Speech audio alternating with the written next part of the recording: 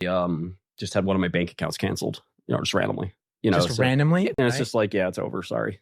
So it's like, in those cases, could it be a person at the bank that just straight up says, I don't like this guy? Could be any of them. It's at my discretion for whatever reason. I have the right to. I mean, as a private institution, would they have a right to just say, I think they did this with like the Proud Boys, where it's like, right. And it was just like, look, you're part of a group that some people think is like a white supremacist group or something like that. And it's like, we don't want to be the bank that handles your money. Mm-hmm. It's like, you sort of have the government pushing down to business what they should be doing or shouldn't be doing.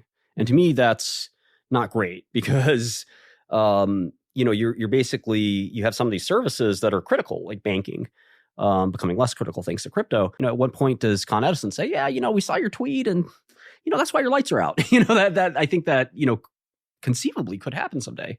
Thankfully, I think the woke world is sort of like moving back to the center, which is good.